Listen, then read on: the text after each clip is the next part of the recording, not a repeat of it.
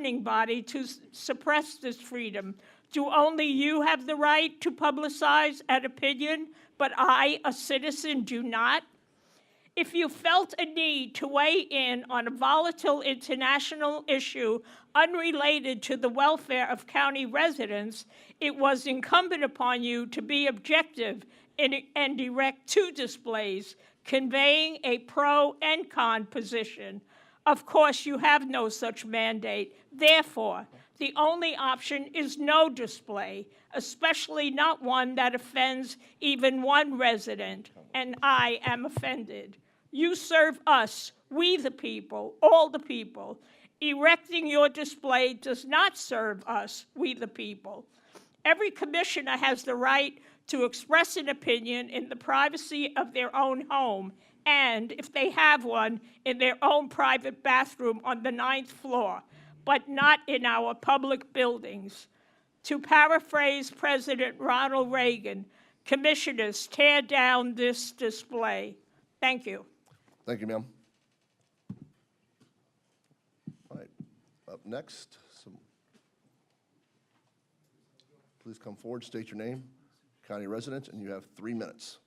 Joyce Jordan, Manatee County, and I'm here today to reinforce why I have been here for the last year and a half. The dogs at the shelter are still suffering. They have not been moved to Bishop. You promised us it was going to be done by spring, and it hasn't been done. Now, the shelter is short-staffed. Some dogs are only getting out 1 time a day. That is inhumane. And what is happening? Nothing, because the management there still stinks. They replaced the manager, and she's still terrible. You need to do something. And I want to remind you, Election Day is coming.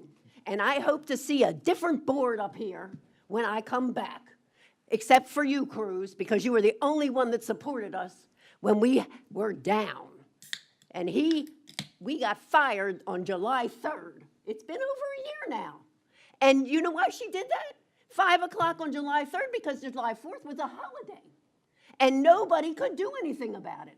Cruz tried. He wrote to us and spoke to us, but nobody could do a thing because the county was closed. Well, yes, the county was closed, but we were supposed to be walking those poor dogs because there aren't that much staff there on holidays. You do not think about the people or the animals at all. Also, I want to know why we can't get advisory boards back. We had an advisory board for the animals, and it's just vanished because you won't listen to them. What good is an advisory board if the board does whatever they want, whenever they want? And all the problems relate to you, Charlie, because you are the administrator. And no one in this county can understand why we have to put up with so much corruption in this county. I know I can't. And another thing, Employee of the Month, how many times have I been here? I have never seen anyone from the shelter. We have some of the best employees in the world. They work hard, they take care of those animals, and have they ever gotten any recognition? No. That's all I have. Thank you, ma'am. Is anyone else like to come up and give public comment on a future agenda item? Mr. Meehan, please state your name, county residence, and you have 3 minutes. You know the rules.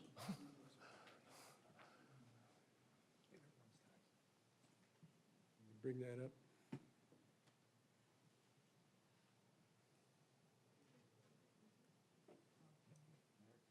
There it is. Mike Meehan, Manatee County. I've spoken to the commission many times on the subject of finance. I think this is the 7th year I've addressed you on the topic, as opposed to the citizens of Manatee County who have experienced a 20% increase in their cost of living over the last 3 years. And let's just say roughly about a 100% increase in their property insurance. The county itself is doing very well. The year-to-date surplus through May was $447 million, which is the highest surplus that I've ever seen for this particular time period. Your total cash is at $2.4 billion, an astounding figure in relation to how much you're actually spending. And your unrestricted cash, which can be used for any county purpose, is at $825.7 million versus $397 million in 2017. So my basic question is, if the unrestricted cash is being held for current and future capital expenditures, then why is it up 108% since 2017? And the answer is unrealistic budgeted CapEx is not meeting actual CapEx due to manpower, project management, and material logistics. And in a nutshell, you're not spending all the money that's coming in, and that's why these balances are growing exponentially every year. Florida statute allows you to earmark 30% of your expenditure for reserves, so that's roughly about $300 million.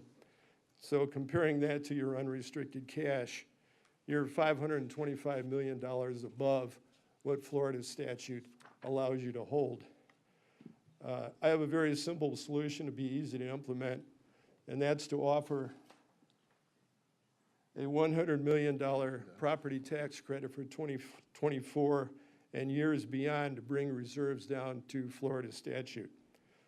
This immediate cut of 25% in property taxes will help Manatee County homeowners cope with a 20% increase in their cost of living over the last 3 years. And for me personally, a 180% increase in homeowners insurance since 2022. Thank you. Thank you, sir. Anyone else like to come up and give public comment on future agenda item? You have 3 minutes. Please state your name and your Hi, county Carol residence. Feltz, Mayaca City. What I did on my summer vacation, I was trying to get to a lot of the things where the county has been providing or trying to provide the citizens certain tools and information.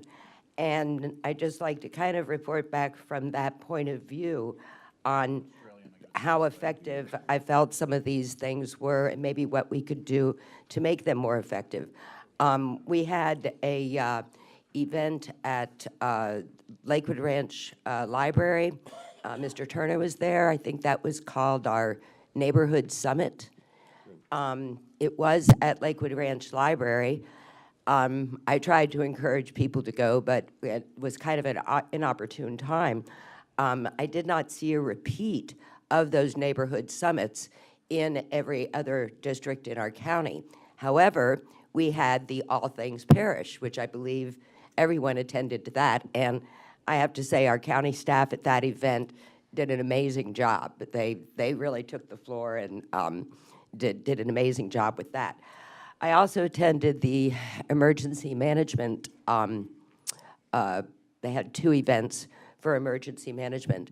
And that's an issue I think that we need to look at because depending on what news source you listen to, we are looking at some pending storms. One of the things that we didn't get to talk too much about in the neighborhood summit, in the All Things Parish, in the emergency management thing, and what I try and do is get our citizens to use the tools that they are given to get their information together and things like that. And it's a little unwieldy, to tell you the truth. The average citizen doesn't want to click more than 2 times to find out information. I am very excited that we're starting our Citizens Academy in, a week or 2? I think that's going to help a lot. I think navigating through our website and, we need to start teaching people to fish a little bit more. You can't just solve everything with 2 clicks. And, if I can't find it in 2 clicks, then I'm going to complain about it. But we've got to make it easier for them to get the information that they need. I think one thing that's very important at the point that we're at right now, and after some discussion with Jody Fisk and other people, is our preparation for our hurricane season. Now, anybody that knows me knows that it's my favorite time of year. Just like people celebrate snowfalls up north, I think hurricane season is kind of God's way of flushing our toilet and testing us to whether we could really survive in this environment.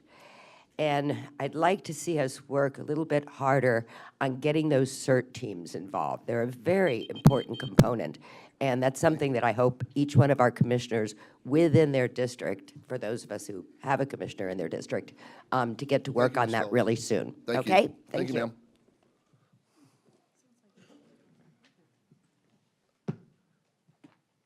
Does anyone else like to come up and give public comment on a future agenda item? Seeing none, I'll go ahead and close public comment. Are there any commissioner responses to public comment? No? All right, thank you. All right, moving on next.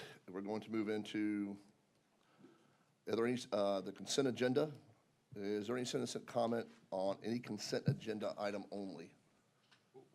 Well, we haven't talked about whether or not to pull consent. Yeah, is there any items that need to be pulled from consent? Yeah, the only two I want to mention, I'm going to pull 50 just because we got we got emails, yeah, because we got emails on it, so people should deserve to speak on it.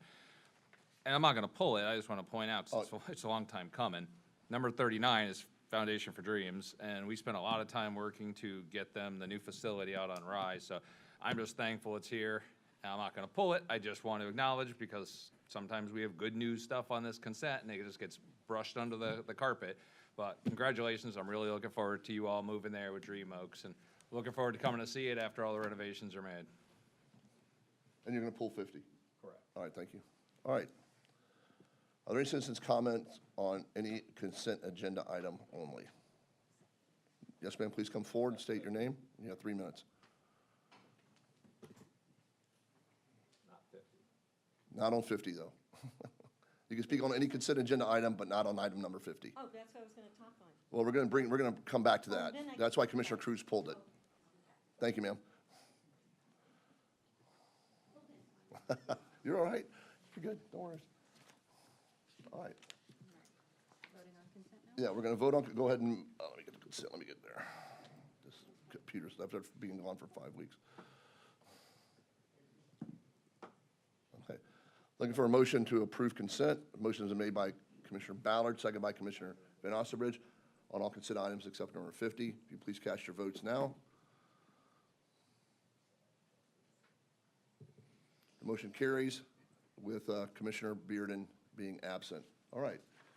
Now, on item 50, Commissioner Cruz, item 50. Yeah, there's two reasons I pulled it. One, because I spoke at length about it on my briefing, but second, this is just in general. Consent's supposed to be non-controversial, administrative things. I think just a general rule of thumb is if multiple people are emailing us and calling us and texting us, then it's not as non-controversial and administrative as we made it out to be when we put it on the consent, and it should be something we consider moving to presentation upon request, similar to what we do at land use. So this is just the decency of people wanted to talk about it, so I'm letting them. But I did have a couple of questions in my briefing. I'm not sure if we got the answers to it or if this is a future discussion with staff, but I've asked in the past. When this first came up a year ago, I pulled it for the very first time of interlocal, asking how much this is going to cost, because that's relevant to our discussion. And I was told $6,000, and the city of Bradenton was going to handle all the wells, all the irrigation, they were going to do all this stuff. I've asked since then twice how much it actually costs, and I've never gotten an answer. I got a chuckle once, but I never got an answer. I still don't know how much this is costing, but now we have a proof of concept. I think it would be a good idea to look back and say, now that we've done this, here's how much it's actually costing. So this board can make a relative decision based upon fact, not assumption.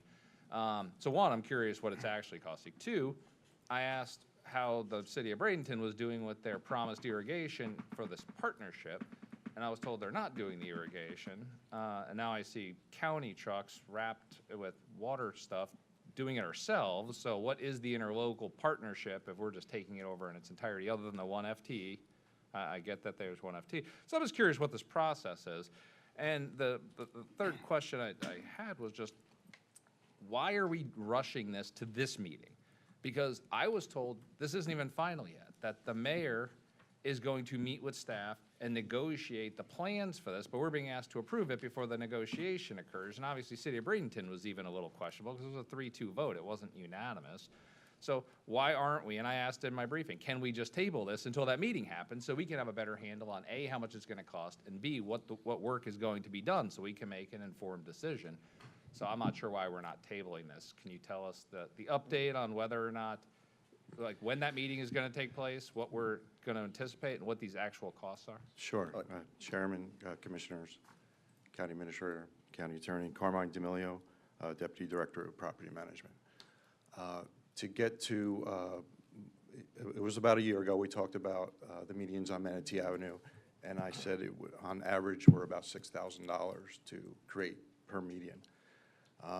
It's pretty much factual. We range from 6,000 to 8,000 per median, a total of $37,000 to do all 5 medians on Manatee Avenue. We did not go with the well system. Part of that agreement was for the city to contribute for the well systems, and after further review and research and permitting, it was going to be in excess of $250,000 to install wells. So what we did, we installed traditional irrigation systems, and we tap into a water truck, and that's how we irrigate those at a minimal cost.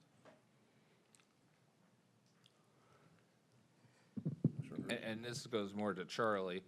Is there a reason this is being rushed in 1 week after City of Bradenton approved prior to the meeting that I'm guessing you and staff are having with Mayor Brown, so we can have a better handle on exactly what work is going to be done that we're approving through this interlocal?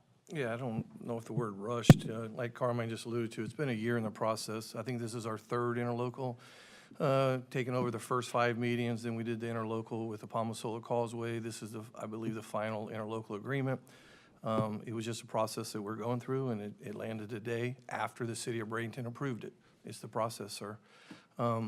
Also, I just want to remind Carmine to reiterate that we are working with the city to be reimbursed for the trees through their tree trust fund. Correct. You good?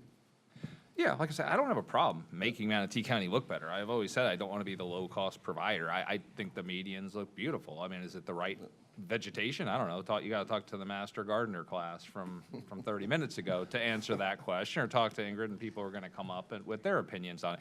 I never claimed to be a botanist by any stretch.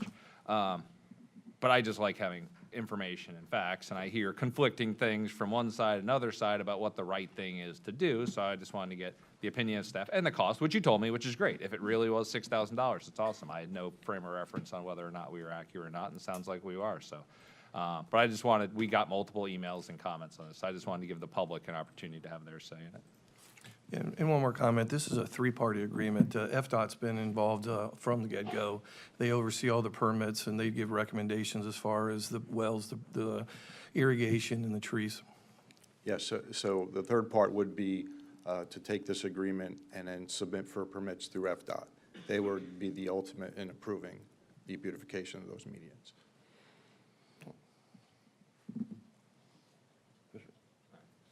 All right.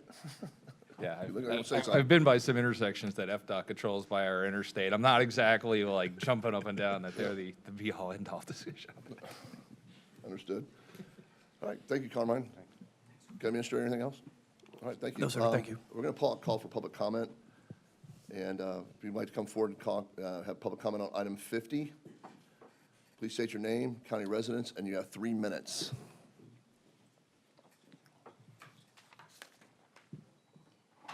And I have a document to show you over here. I'm Ingrid McClellan, resident of Manatee County, and good morning, Chairman Ron and Honorable County Commissioners. I was here last month. I'm Vice Chairperson of the Palmasola Scenic Highway Corridor Management Entity approved by FDOT to be so and to oversee its action plan and corridor management plan. This is on Palmasola Scenic Highway. We commend Manatee County for its median beautification program. However, item 50, this interlocal agreement, if approved, will be losing 9 native live oaks, 6, and 9 sable palms, which are considered significant in Bradenton's land use regulations. So we do request that it be tabled until the mayor talks with the Bradenton Tree and Land Preservation Board at their next meeting, because they did submit a letter I believe Quintana gave you the packet, and it includes their letter that was opposing the removal of the existing trees. And the mayor was going to work with them. That was the stipulation when this was approved last week. Also, the county's tree advisory board agrees with the Tree and Land Preservation Board that keep the existing trees and work with the Palma Solar Scenic Highway Committee. And if you look at the survey, we did say at the last meeting we would do the survey with all the neighborhoods. 66% of the residents picked 1, existing, 2, existing with landscaping underneath it, like this is 14th Street West. And only 14% chose 3, take it all out and do it all over like you did the other medians on Manatee Avenue. And then last, this is your 4th interlocal agreement with Bradenton. You will inherit 2 more medians, making it 11, and Palma Solar Causeway. And Mayor Brown told me that it costs $40,000 to relocate the Black Olive Shady Ladies to G.T. Bray, and Carmine D'Amelio told me that only 40 to 50% of them survived.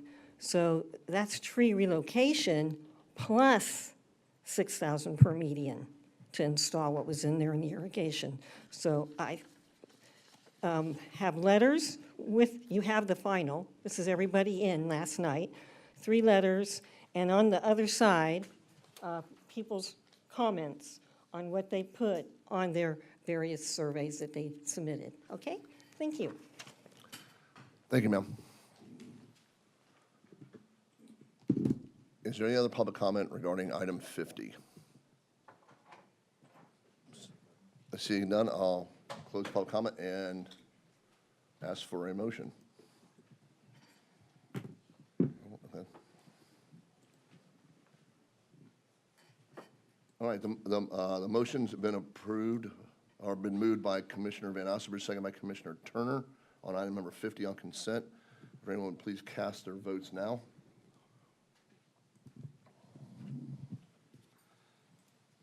And the item carries 4-1 with Commissioner Bearden being absent and Commissioner Cruz abstaining. Or voting no, sorry. No, I voted no, but just to clarify, it's because I think it Yeah, should be tabled I'm gonna until ask that you. discussion's had. If that discussion was had and it clarified it, I don't have a fundamental problem. I just think we're being premature and jumping the gun on this. That's my no vote. Okay. All right, thank you, sir. All right. That ends consent. Now we're going to move on to advertised public hearings.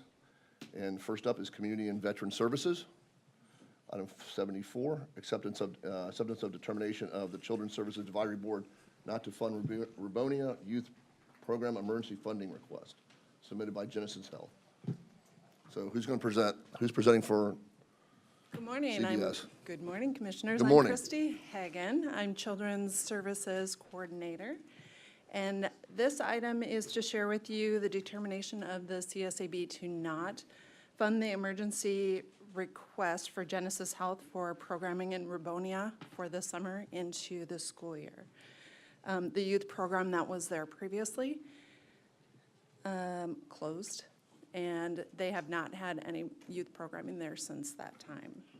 So this is your opportunity to look it over, either agree and approve the non-funding or make your consideration.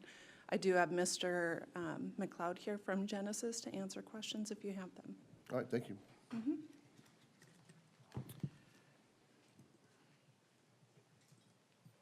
Chairman, I'm trying to push my button. Yeah, I know it's but a little not difficult today. Oh, there it is. Okay, you want to speak? After he gets, good morning, sir. Good morning, Commissioners, the Chairman, and Mr. Administrator. I'm James McLeod. I'm with Genesis Health Service. I'm President, CEO. And I first became aware of the situation in Rubonia in terms of youth programming not being available in January of this year.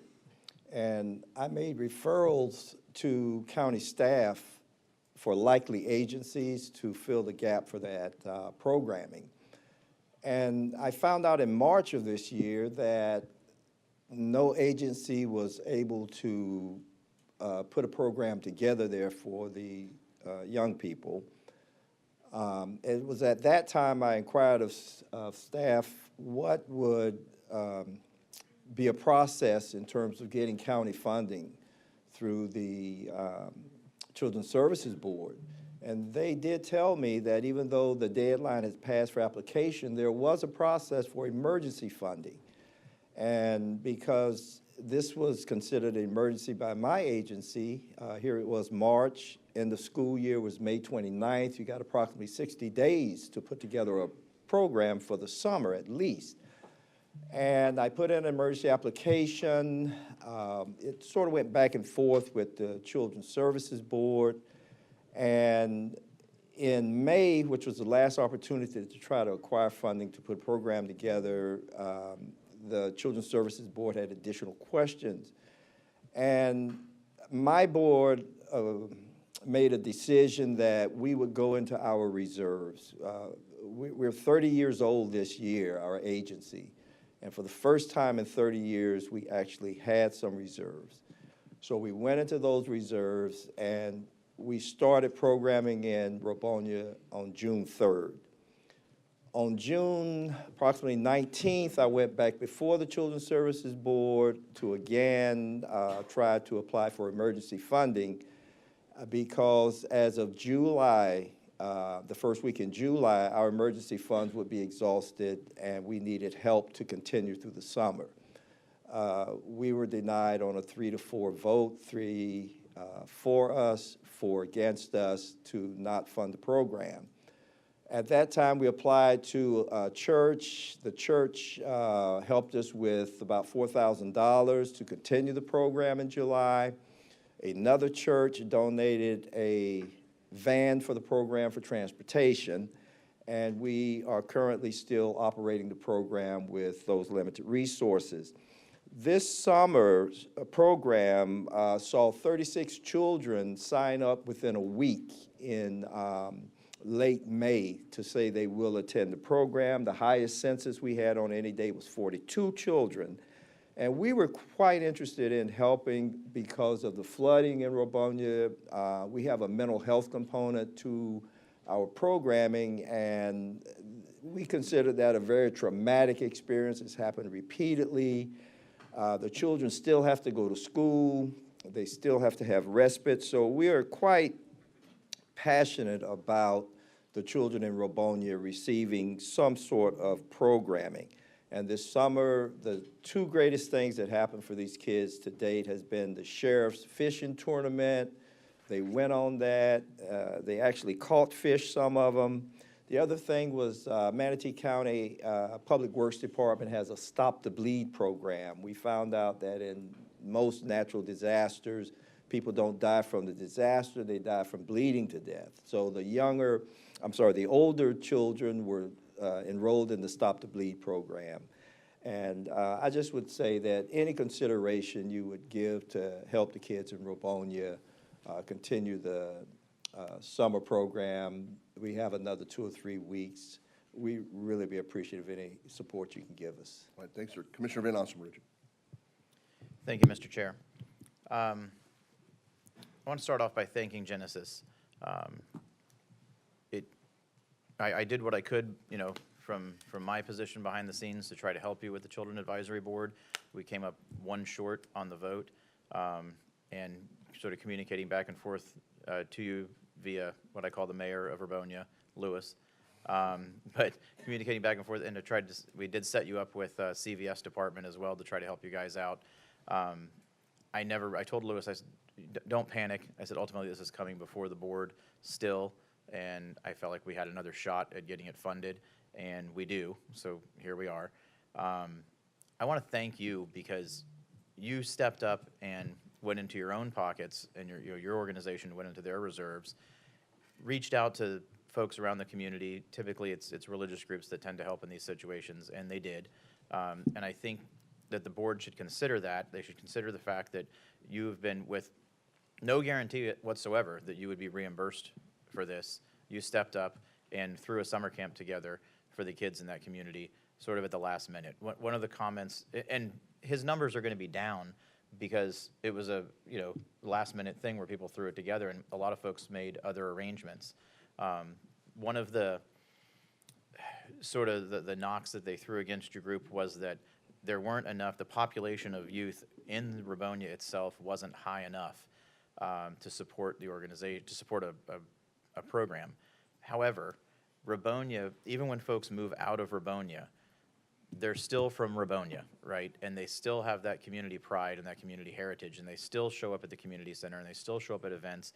And my point is that while a lot of kids may not live in Rabonia, their families are still bringing them to the community center because their cousins are there and all their other family members are there, and they want them to go to summer camp together.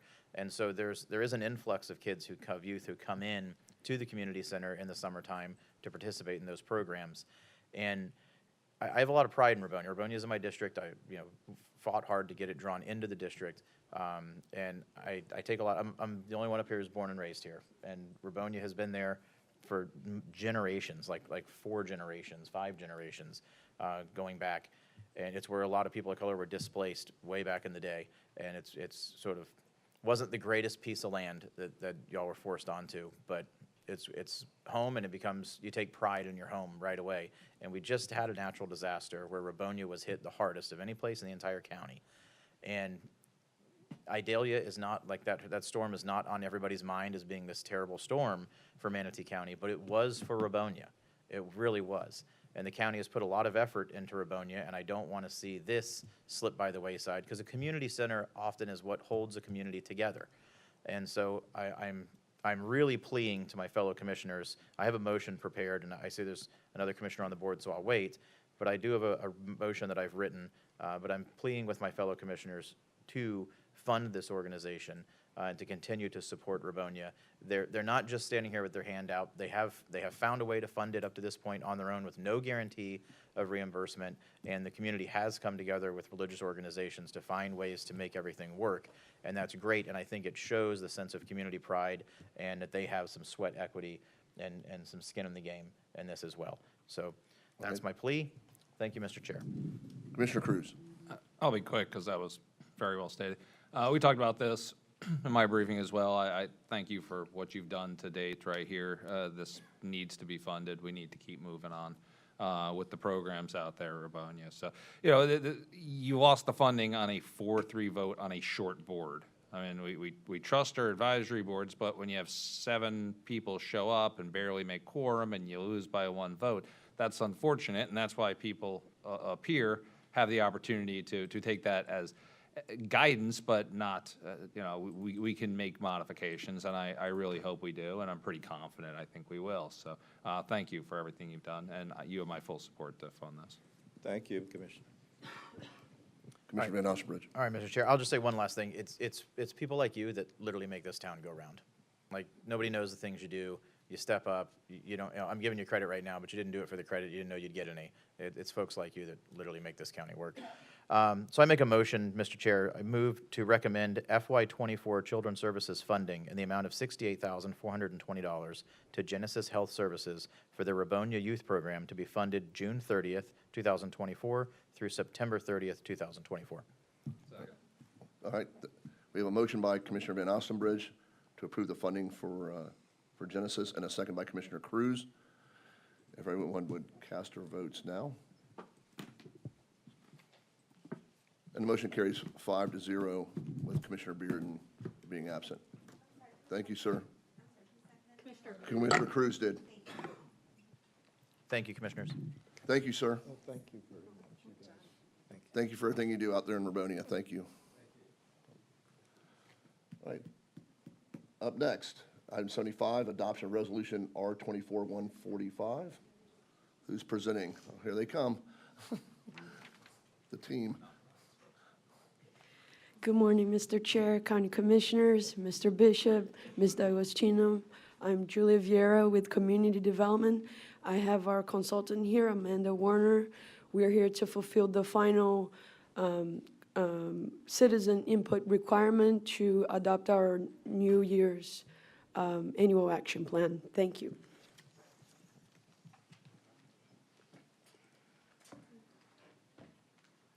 Thank you. Good morning, Commissioners. Again, my name is Amanda Warner. I'm a planner with Wade Trim, a consultant for Manatee County on this project. So we are presenting to you several documents today. The first is the 2024-2025 Annual Action Plan. The second is group of substantial amendments, and these would be substantial amendments to the 2019, 2021, and 2022 annual action plans. These documents are required for submittal to the U.S. Department of Housing and Urban Development to continue these grants that the county receives. So the grants that are covered by these programs are the Community Development Block Grant. You may have heard this referred to as CDBG, a Home Investment Partnerships Program, HOME, and then Emergency Solutions Grant, or ESG. So the 2024-2025 Annual Action Plan covers program year 2024, and that starts on October 1, 2024, and ends on September 30th, 2025. It identifies projects to be funded during that program year, and the projects in the plan are selected based on funding eligibility and compatibility with the 5-year goals and priority needs identified in the 2023-2027 consolidated plan. So for fiscal year 2024-2025, the county received or is expected to receive an allocation of $1,795,567. For Home Investment Partnerships Program, the fiscal year 2024-2025 allocation is expected to be $548,806.01. Yes, 1 cent on that one. Program income is expected to be $423,222, and prior year resources, those are carryover funds from prior years. That's $732,852. So that's the Home Investment Partnerships Program expected funding for that fiscal year. The Emergency Solutions Grant, or ESG, the expected funding is $162,357. And then other sources that are covered in the substantial amendments before you are the CARES Act, CDBG CV funding, and American Rescue Plan Home ARP. So on June 11th, you approved a number of projects for inclusion in the 2024-2025 action plan, and that was based on the anticipated resources. So those projects included Gulf Coast Legal Services, AM and FM Enterprises, Aileen's Loving Care, Meals on Wheels, Turning Points Project Smile, Feeding Tampa Bay, Manatee Children's Services, Foster Children's Shelter, Boys Group Home, Centerstone, the Samoset Community Resource Center rehabilitation, several public facility and infrastructure improvements, code enforcement, and planning and administration. And I have a note on this slide that in the plan, county staff has included several contingency projects just in case any of those projects fall out of play, particularly for the public facility and infrastructure improvements. Those are contingency projects in case additional funding is available or those projects that are cited do not materialize.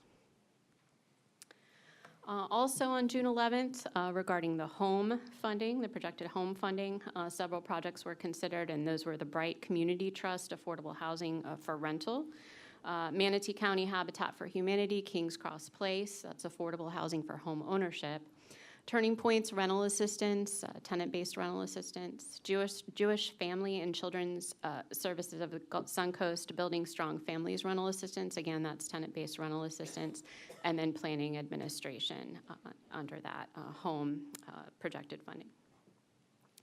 And then also on June 11th for ESG, that's the Emergency Solutions Grant. There's a sub-award to Suncoast Partnership to End Homelessness, and that covers homeless activities. So there's a list of activities there cited that could be funded with that, and then the planning administration of those Emergency Solutions Grants. So all of these planned projects and the related projected funding are outlined in the actual fiscal year 2024-2025 annual action plan that you have before you today.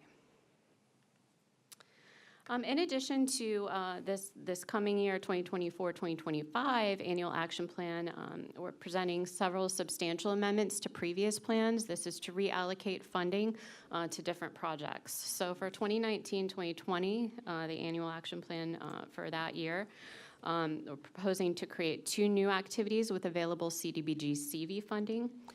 Those are Turning Points, the CDBG CV Non-Congregate Shelter Project, and the St. Vincent de Paul Cares Safer Emergency Housing Alternatives. For the 2021-2022 Annual Action Plan, be creating 1 new activity with available home funding. That would be the Manatee County Habitat for Humanity Kings Cross Place construction. There's a CHODO set aside for this, and that would be the funding put towards that. And then the 2022-2023 annual action plan proposing to cancel the previous activity and transfer home funding. So it would cancel the former housing rehabilitation and replacement activity and transfer funding to Bright Community Trust for the 9th Street Apartments construction project, and that would be affordable housing for rental. So the citizen participation process leading up to this point, county staff conducted a public hearing on February 29th, and that was in conjunction with a grant workshop where potential applicants could come and get information about these grant programs and better understanding the process for how to apply for these grants. A grant application period was held in March, so that was over the duration of the entire month of March. And then on June 11th, as I mentioned, you met to consider potential projects for use of this funding. And then their 30-day public comment period was held in July, during the month of July. So today we are at our second public hearing for this plan and the substantial amendments, asking for your approval today, July 30th. Ultimately, we need to submit these documents to HUD, the U.S. Department of Housing and Urban Development, by August 16th. That is the final federal deadline for submission of these documents. So today, we are, as I mentioned, holding a public hearing for residents and for you to provide comments and answer questions regarding the annual action plan. We're asking for adoption of the 2024-2025 annual action plan and authorizing its submittal to HUD. Also adopting the substantial amendments as presented to the annual action plans for program years 2019, 2021, and 2022, and authorizing their submittal to HUD, and then authorizing execution of any documents necessary to implement those annual action plans, including any certifications required by HUD. And with that, Julie and I are available to answer any questions that you have about these documents. Are there any questions from the board? Seeing no one on the board, is there anyone like to come up and give public comment regarding this item? Seeing no public comment, I will go to request, see if there's anybody want to make a motion. Moved by Commissioner Turner, second by Commissioner Van Ossenbridge. If everyone would cast their votes now. And the motion carries 5-0 with Commissioner Bearden absent. All right. Thank you very much. All right. Up next. You want to take a quick break? What time? Oh, yeah. We're going to take about a quick 10-minute break and give everyone a minute to stand up, stretch your legs. Thank you. And do what they need to do. So we are in recess till 10:45.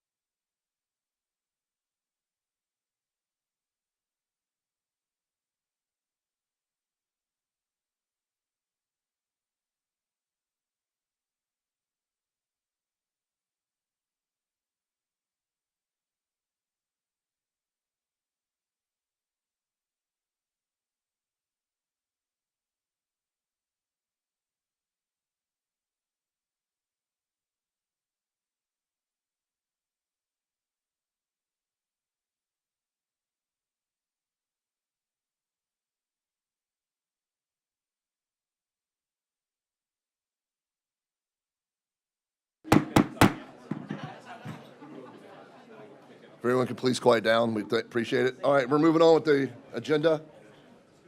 We're still under presentation upon request. Up next is Convention and Visitors Bureau. I'm sure we want a presentation on this item, and Elliot's right up front. Good morning, sir. Good morning, Mr. Chair, Commissioners. Elliot Felchoni, your Tourism Director for Manatee County. Welcome back from recess. With success, we're presented with opportunities.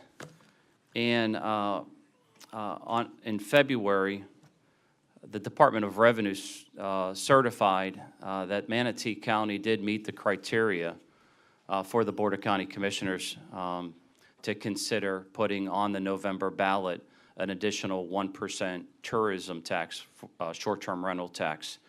That criteria is collecting north of $30 million in tourism tax proceeds and over $600 million in direct expenditures, short-term rental. So we met that.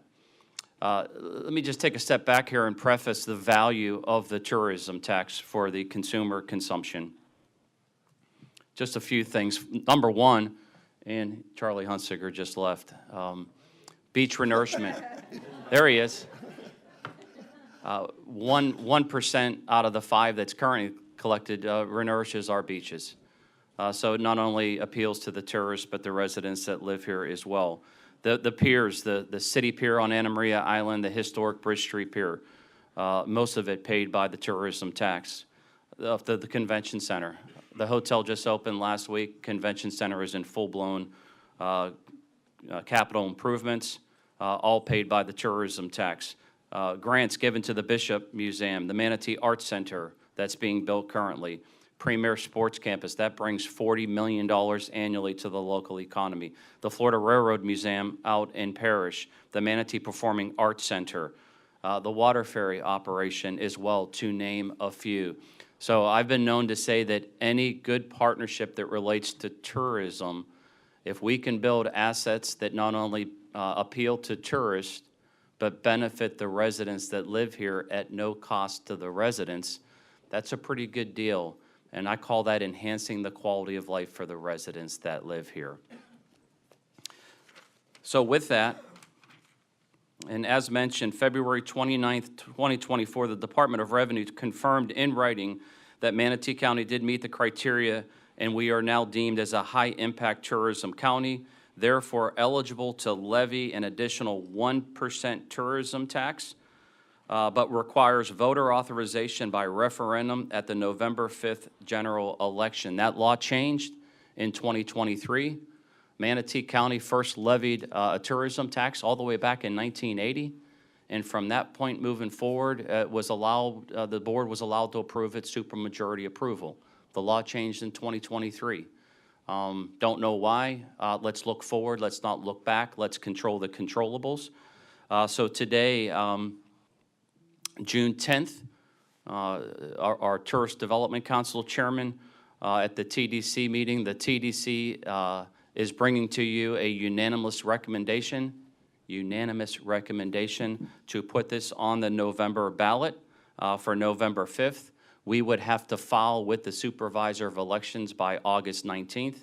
That's why we're here today. Tourism brings over $2 billion to our local economy a year. That includes $30 million in tourism tax collections and over $80 million in sales tax generation. Many would say that we as residents do not pay income tax because of the #1 industry, tourism in Florida. With that, Mr. Chair, I am seeking direction on whether the board wants to put it on the November 5th general election ballot. I stand here and to answer any questions. Thanks, sir. Quick question. This is not a tax that's being put on citizens. It's a tax on the tourism that comes into Manatee County. Thank you for that clarification. So it is a tax on a short-term rental only 6 months or less short-term rental, hotel, motel.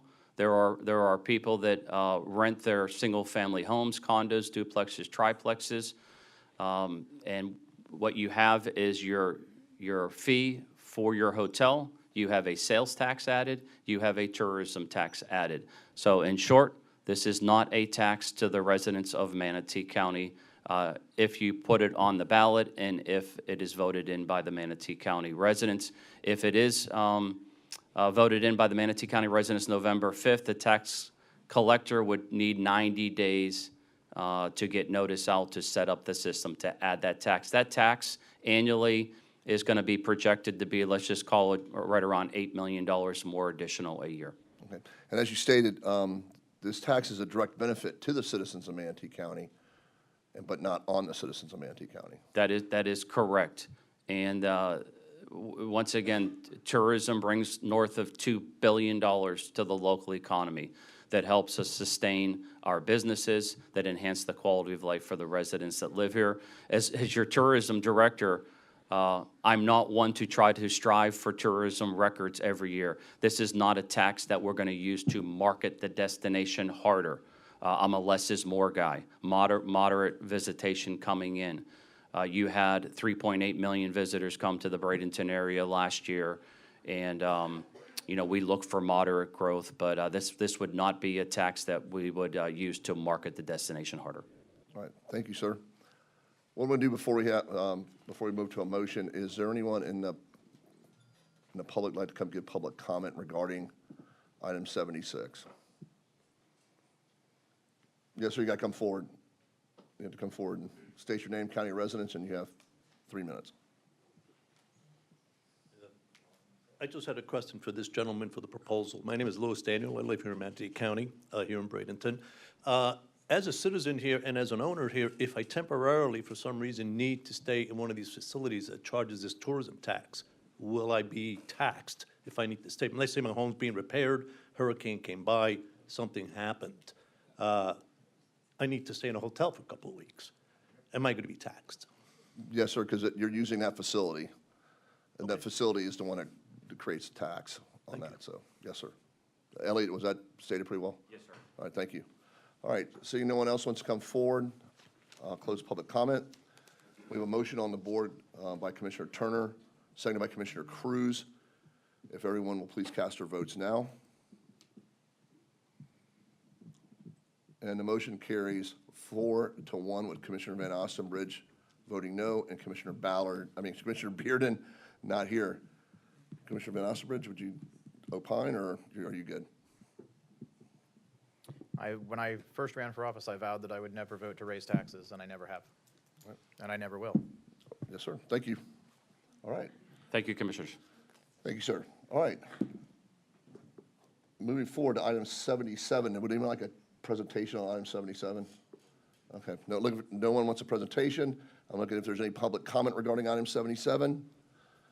Seeing no public comment, I'll close public comment. Looking for a motion on 77. All right, motion moved by Commissioner Turner, seconded by Commissioner Ballard. All those in favor, please cast your votes now.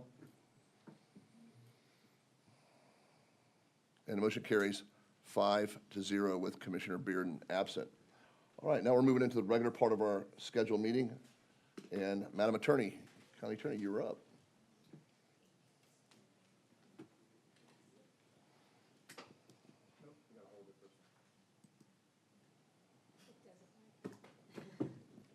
There we go. There you go. You got to press it down hard. There we They're go. new. They're new microphones.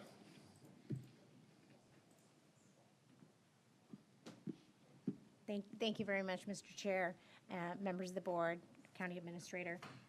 What we've brought before you today is adoption of Resolution R-24-089, which would amend Resolution R-23-057. Back in February of this year, this board passed a motion asking for the county attorney's office to amend this resolution to add a fifth member to the county's investment advisory committee and to amend the policy accordingly. And so the county attorney's office has engaged in that effort and brought back this resolution for you for approval. All right, thank you, ma'am. All right, we have a speaker on the board, a Louis Daniel. And Louis ran out of time. All right, so looking for any other public comment regarding item 78? Seeing none, I'll close public comment. Looking for a motion, moved by Commissioner Ballard, second by Commissioner Turner. Everyone would cast their votes now. And the motion carries 5-0. Thank you, Madam Attorney. Community and Veteran Services, you're back up.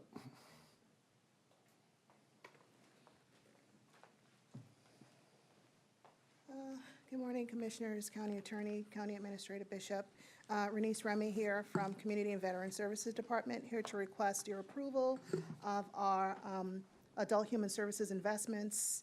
I'll show you our chart. I have a presentation if you want one, but other than that, just requesting you to approve our current investments.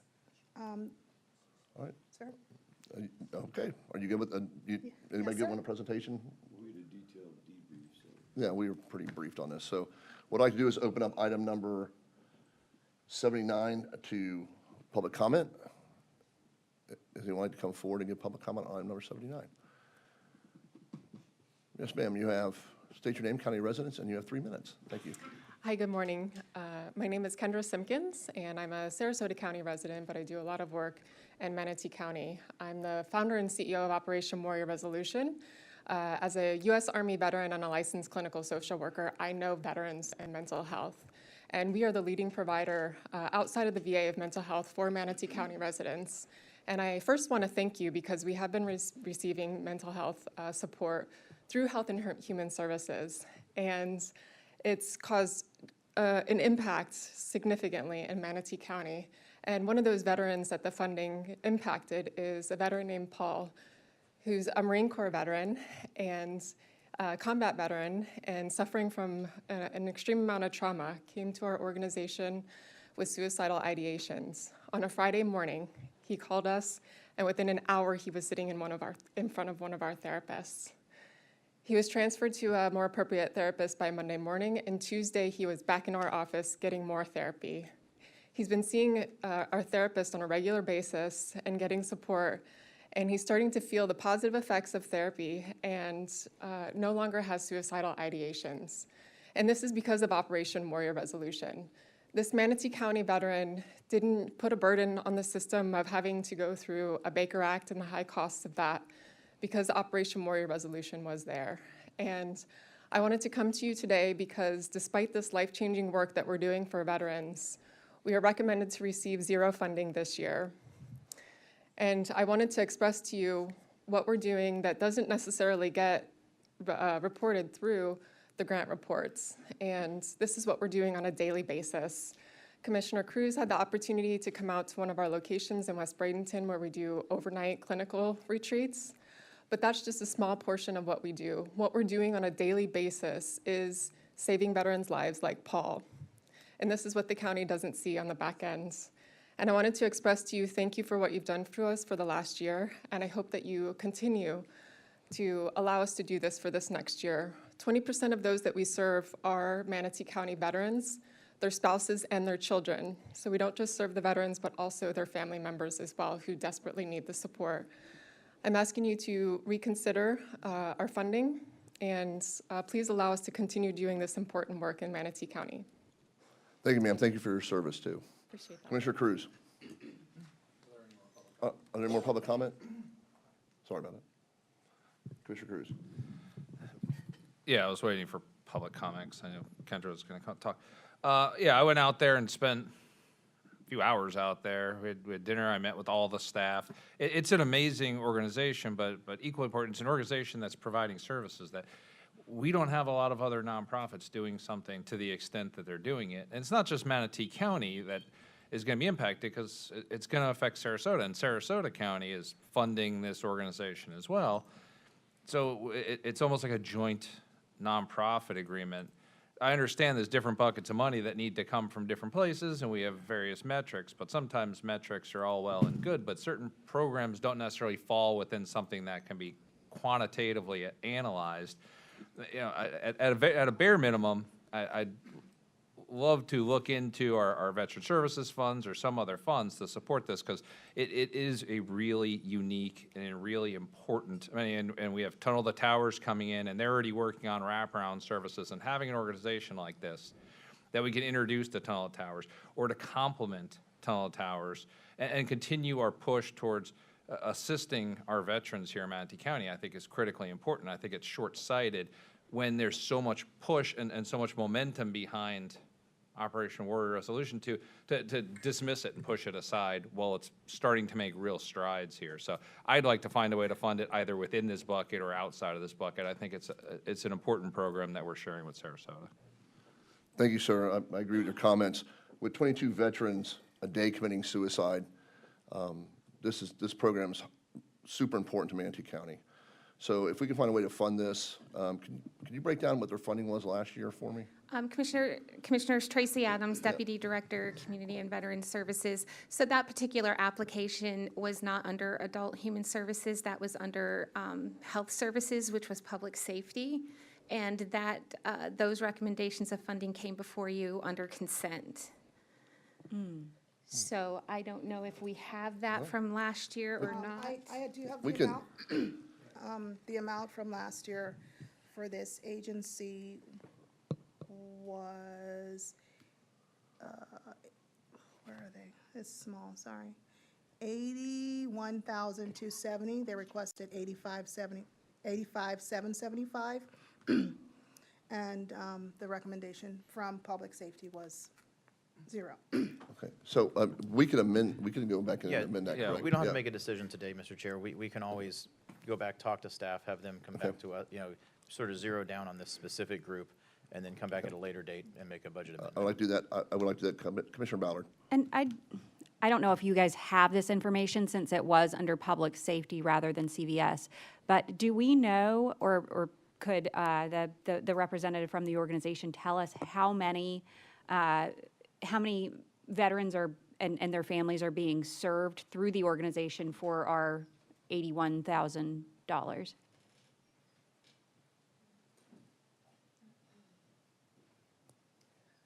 We have around 40 to 50 veterans each month that we're serving, and that includes their spouse and their children. And we work with partners like a vet center. We provide services to the vet court across the street, literally doing groups in the courthouse. And then also, hopefully we're looking to build more community partners like Tunnel to Towers so that we can establish more work here in Manatee County. Okay. And then, so the veterans that you're serving, is it typically kind of a longer-term relationship where you're serving them for months at a time? I'm trying to figure out if it's like, 40 to 50 in August, and then a completely new 40 to 50 in September. If you're serving hundreds through the year, or if you're serving maybe 100 through the year because your work is very intensive. Yeah, that's a good question. It depends on the program.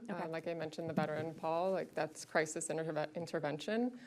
He was receiving, it was around 2 to 3 sessions when we're doing crisis intervention, and then they may go into a program that's a longer program. We do more of an intensive, comprehensive with wraparound services. That's for 90 days. Okay, and just one more question. Do you have the ability to utilize insurance or not?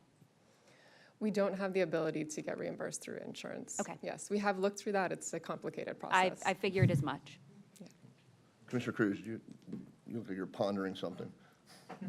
No, Commissioner Van Osterman said for staff to go and work with the organization, try to come up with some solution for funding, and I'm okay with that. At first, I was going to ponder just a reconsideration of the previous consent vote so we can open that back up. But if we can bring this back in a upcoming meeting with, maybe some funding solutions, ideas, because again, to Commissioner Ballard's point, there's groups of people who come, but some of the people I met, they're working there and they previously went through the program and now they're out as ambassadors and they're helping people you're never going to see in a metric because they're talking to somebody out at some other event someplace else. They're bringing people in. They're out at stand down up at the fair. It's not as simple as how many people they're touching. It's how many people they're touching or touching other people to help their veterans and their brothers and sisters.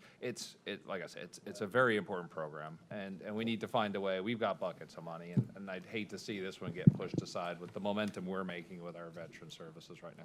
County Administrator. Yes, sir. We realized yesterday during the third briefing, there was a disconnect between the public safety and the community veteran services. we realized that we should have merged them two together.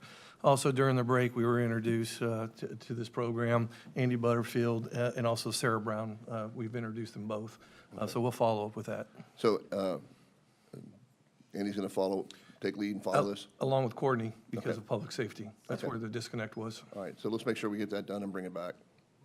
Okay, I'll reach All right. out to you, connect with Andy. Thank you. I All right, appreciate that. thank you. Thank you very much. So do we need to vote to direct staff to do anything, or are we just, No. we know that, okay, everybody's comfortable? I know.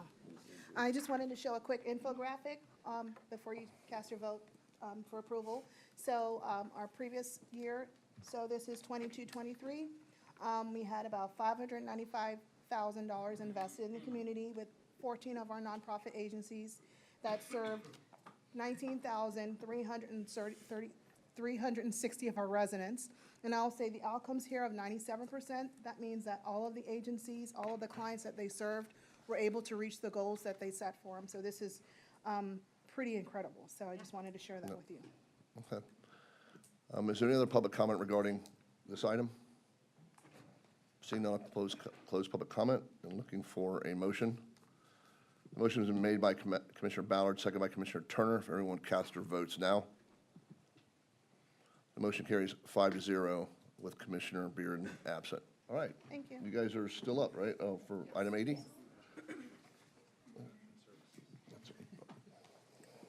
Yes, ma'am. Hello, it's Christy Hagan again with Children's Services, and I'm again here to do the same thing Renise just did, but for the Children's Services millage.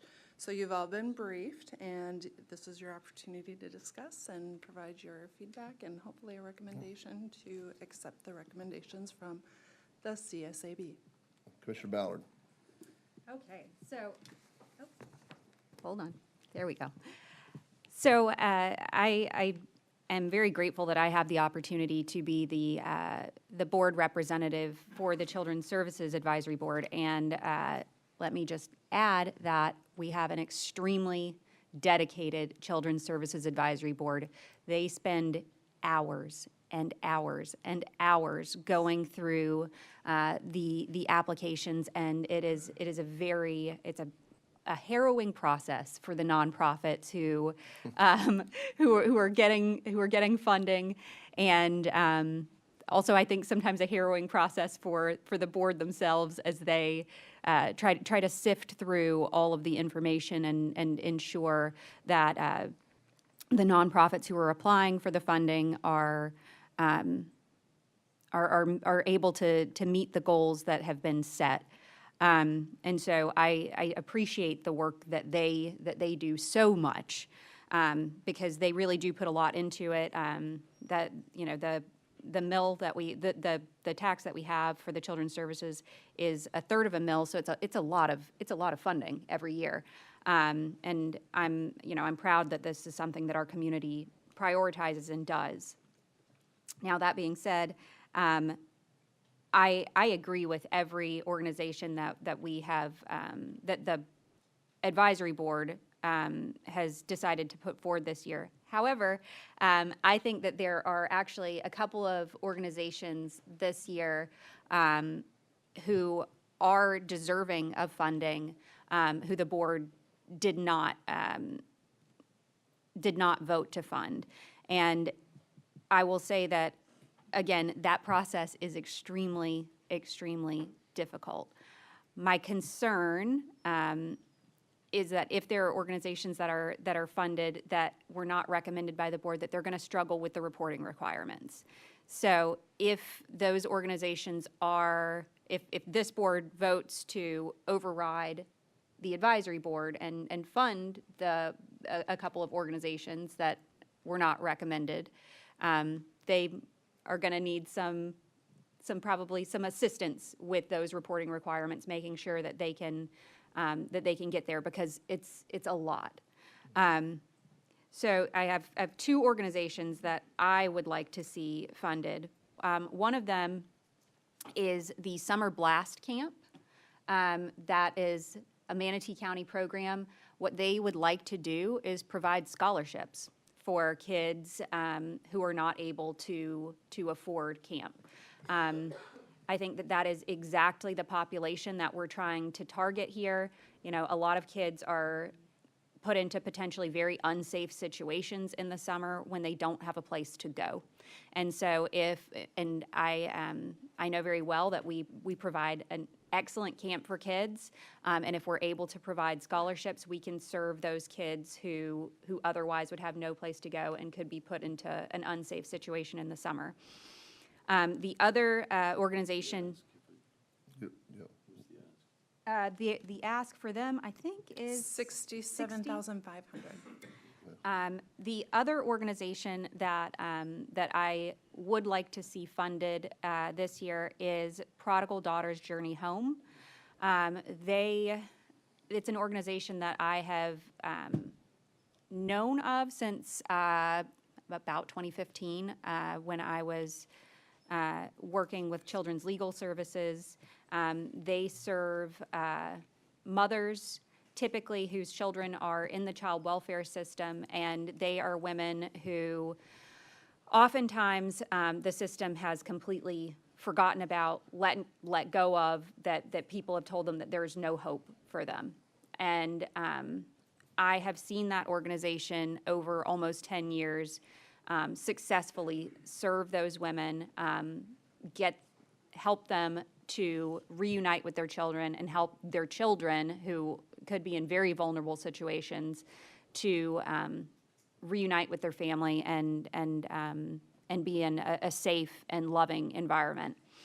I think over a couple of years, Prodigal Daughters has applied for funding.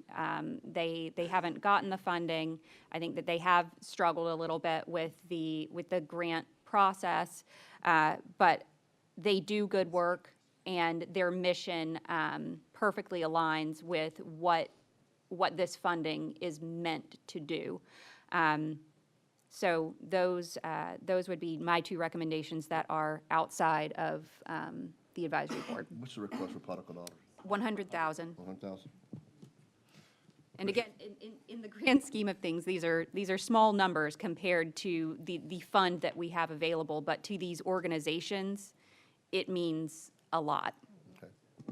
Commissioner Cruz. Yeah, I had two we talked about in my briefing. One was Prodigal Daughters.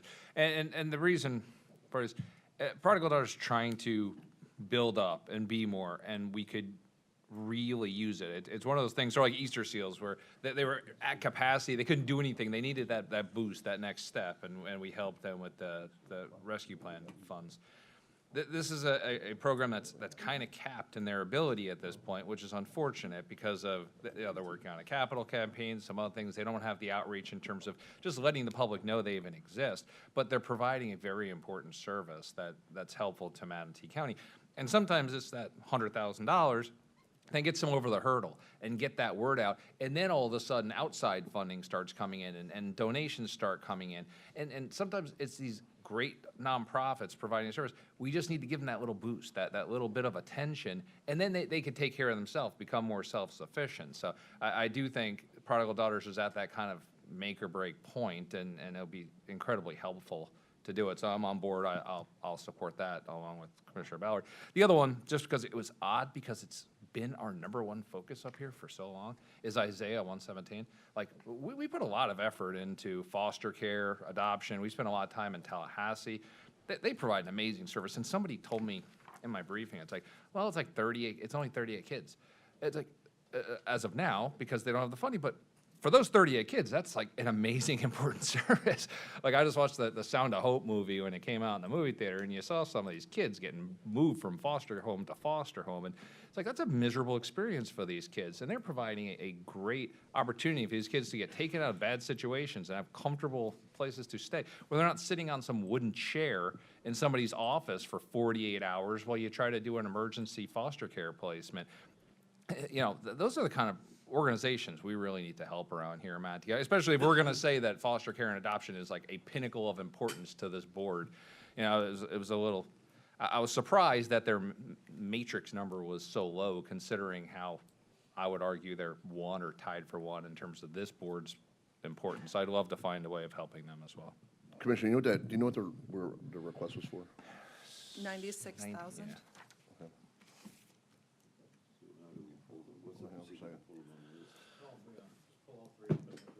Yeah, what we could do is we could pull all three, put them all three to a vote to fund. So it'd be a separate motion. Do we need to do all three at each time, or can we do them all three together? Do them together because we're going to vote. Huh? We're going to vote for them the same. Do them together? Okay. So can you guys, So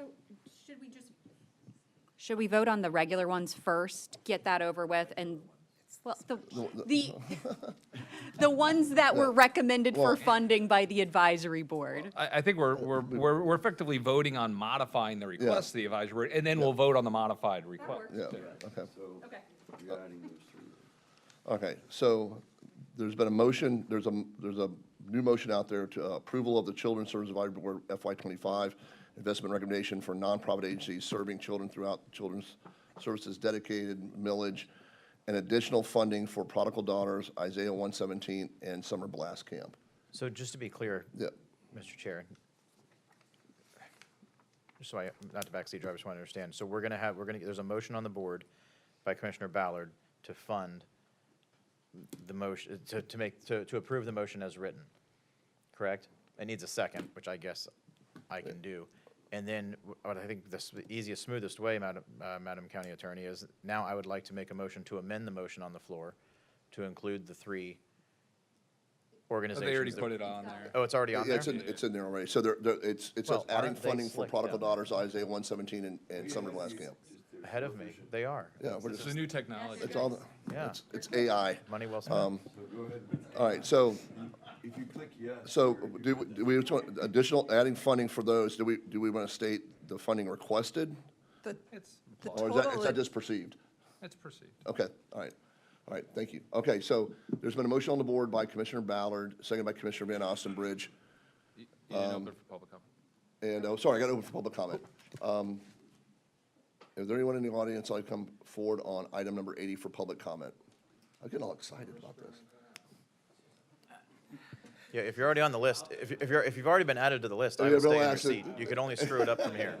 Yeah, Nothing good can you happen. can say thank you and sit down. Carly Hudson, Manatee County resident. I don't know what I wrote here that could say anything else, but thank you. God bless you. I do want to just share one little part of this because you know I have to. I just want to share with you the story of the starfish. There was a young man that was on the beach and a bunch of starfish were washing up on the shore. And he was throwing them in. And a passerby walked by and said, "What are you doing? You're never going to help all these people. You're never going to make a difference." And he threw that one starfish back in and said, "It mattered to that one. I'm that one.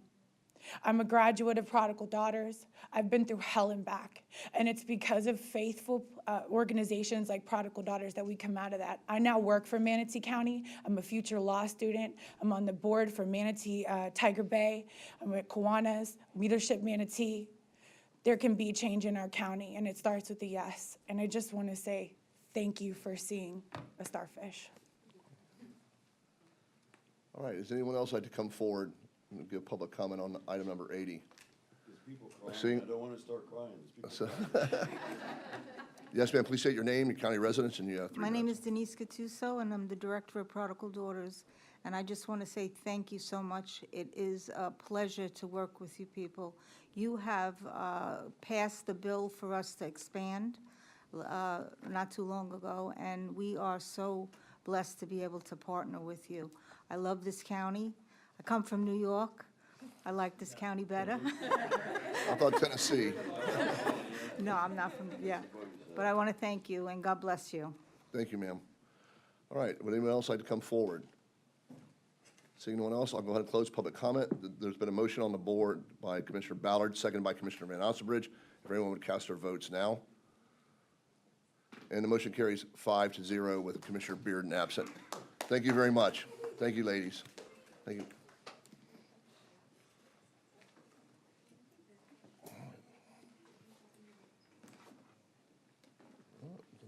Okay, now, did we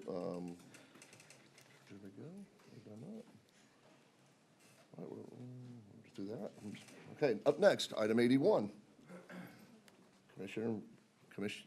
Convention and Visitors Bureau. Elliot again. 2 times in one day, I know, we're fortunate. or you get 5 free counseling sessions if you need help after me. Good morning again. I need y'all to appoint 2 TDC seats. So the TDC Tourist Development Council has 9 seats. 1 is held by the chair, Commissioner Turner, and then 2 other elected official seats. It was Mayor Jean Brown and Mayor Shirley Groover Bryant. And then you have 2 interested citizen seats, and then the 4 are hotel, motel, general manager, owner seats. The 2 other elected officials expired in June. Both Mayor Brown and Mayor Bryant have applied for reappointment. And then you have a 3rd that applied, Lisa Gonzalez Moore. She is a city councilwoman for the city of Bradenton. Please keep in mind that under the law, the largest municipality in the county is guaranteed a seat. So you do need to vote in, obviously, somebody from the city of Bradenton. Their term, once you appoint or reappoint, will not expire till June 2028. Now, the caveat is Mayor Shirley Groover Bryant is going to be finished as mayor post-election. At that time, she will need to resign from her seat if you reappoint her.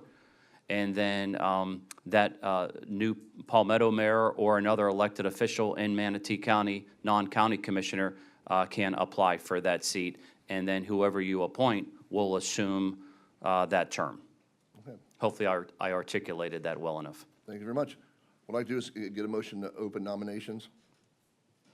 I don't think you need a motion. You don't think we need a motion? I think you can just open them. We can just open them? You need a Okay. motion to close them.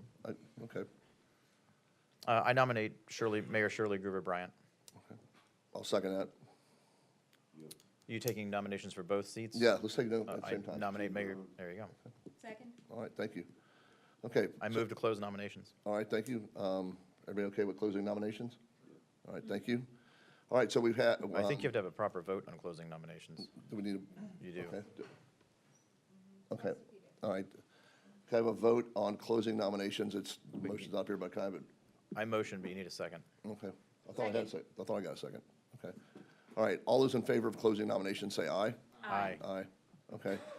All right, so we have moved to appoint Mayor Bryant and Mayor Brown to the TDC. Do we need that? Put it in the motion? You should officially vote. Huh? You should officially vote. Oh, I know, but I'm looking for, okay. Yeah, I know. I mean, is there any public comment regarding item 81 of the appointments that have been recommended? All right, seeing none, I'll close public comment. All right, there's been a, just still says to appoint too, okay. All right, I need a motion on item number 81. Move to approve. Second. Okay.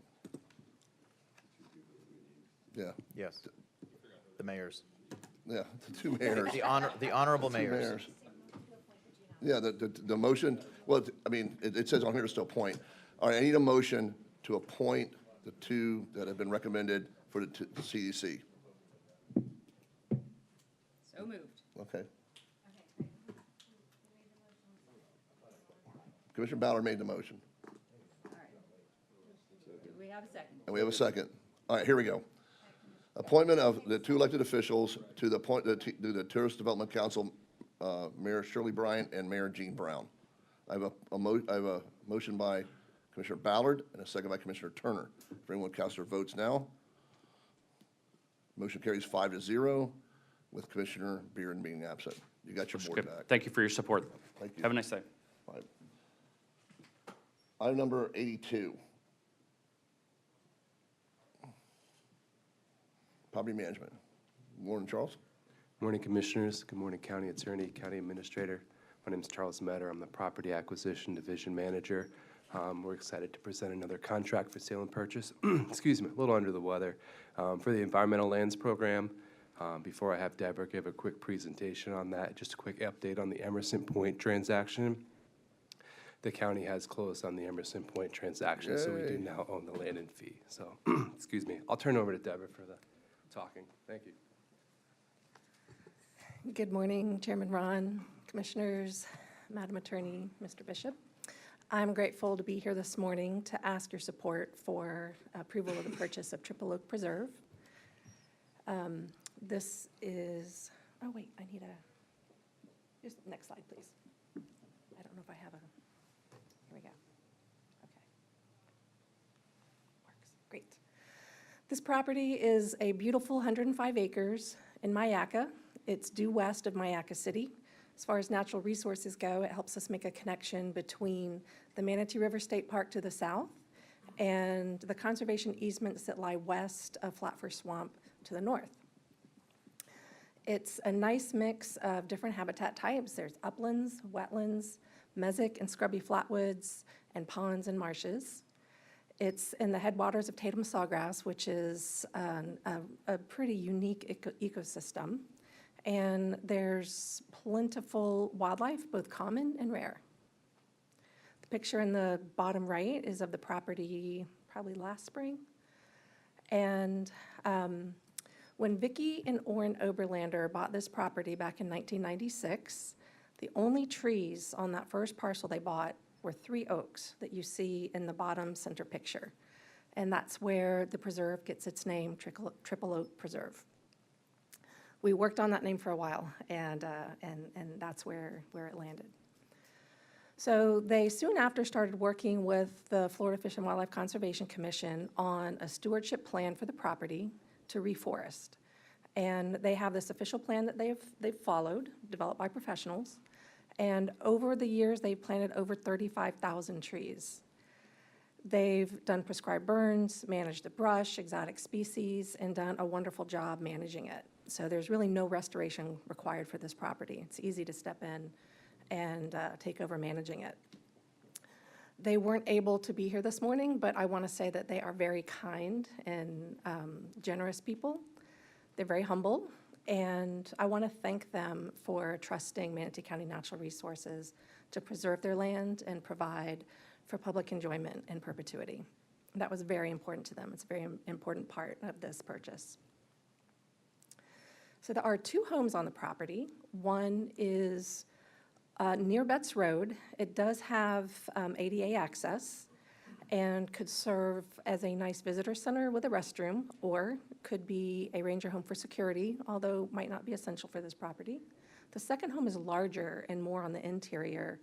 And discussions we've had, some great uses for it would be for IFAS, because it's closer to their agricultural clientele rather than their offices in Palmetto.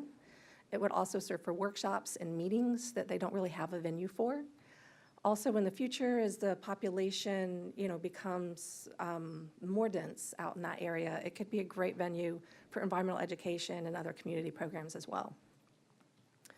The map in the bottom right shows some of the yellow dots are some proposed trails, just some general concept for ideas that would go throughout the property, both some paved and unpaved, because our driveway is paved, we might be able to use that if we find another route for the cars in.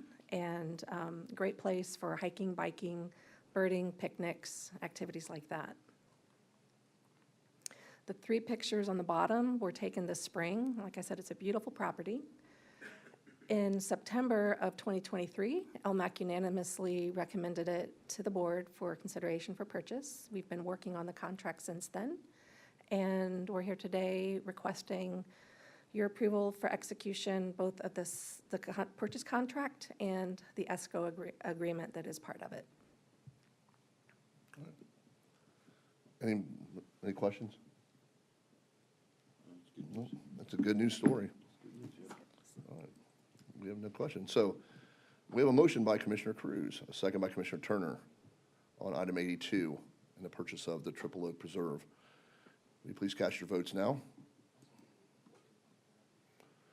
The motion carries 5-0 with Commissioner Beard being absent. Congratulations. Great job, LMAC, on bringing this forward. Thank you. We might be able to close in as little as 45 days on this property. Oh, okay. Fantastic. Yes. All right. Moving forward. Are there any Commissioner agenda items you need to bring forward? Yes, sir, Commissioner Turner. It's on. You're on. I think most of you know that I sit on TBRPC. Yeah. And so they've requested to do a short presentation in front of us to describe their services and what they provide. I'd like to put it on the next agenda. I think it's pretty important. It's state mandated, and it's a six-figure contribution that I think there's leverages that we could perhaps leverage that they provide. So would that be okay? Sure. Absolutely. County Administrator? It would be the August 27th. Highlight of my day on August 27th. Yeah, do you want to put that under administrative items early in the presentation, earlier? Whatever you say, yeah. Okay. Next one is August 13th. August 13th. Oh, wow, this is, like the place is the future agenda. Well, they're saying the 27th. It's the 27th. 27th. That's fine. All right, thank you. All right, thank you. Any other Commissioner agenda items? County Attorney, do you have anything you'd like to? No, sir. All right, thank you. County Administrator? All right. Any other Commissioner comments before we adjourn? All right, we are good. Thank you very much. We're adjourned.